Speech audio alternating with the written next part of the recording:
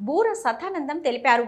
అలాగే సంఘం గౌరవ అధ్యక్షులుగా తాటికొండ రాజయ్య, తాటికొండ శంకరయ్య, అవధూత రజనీకాంత్, ప్రచార కార్యదర్శిగా కోనమ్మగారి రాము, కార్యవర్గ సభ్యులుగా కొండబత్తిని రాజేందర్, వేముల గంగాధర్, కోడం గణేష్, గుజ్జె మనోహర్, మంత్రి రమేష్, అంబటి బాలాద్రి, వేముల భాస్కర్, చిందం లక్ష్మణ్, కొండబత్తిని సత్యం పిలుగా దాసరి దేవేందర్, సిరిమెల్ల శ్రీనివాస్, వేముల రమేష్, వాసాల నరేందర్, భోగ మధు, బండారి రమేష్, కుకుల వేణుగోపాల్, బిల్లా కృష్ణహరి, తడిగొప్పలయ్య, గౌరవ సలహాదారులుగా నాగుల సత్యనారాయణ, కుకుల బాలకృష్ణ, వాసాల శ్రీనివాసు, గూడూరు కార్యవర్గం ప్రమాణ స్వీకారం చేశారు.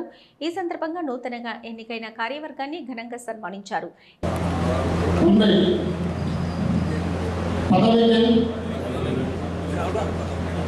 ఎన్నికైనా నేను పట్టణ పద్మశాలి కుల సంఘం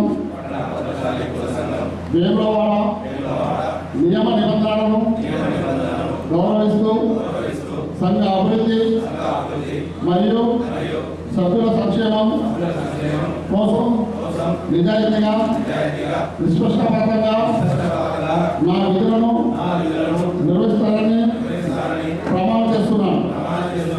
సంఘ ప్రయోజనాలను కాపాడుతూ ఎటువంటి వ్యక్తి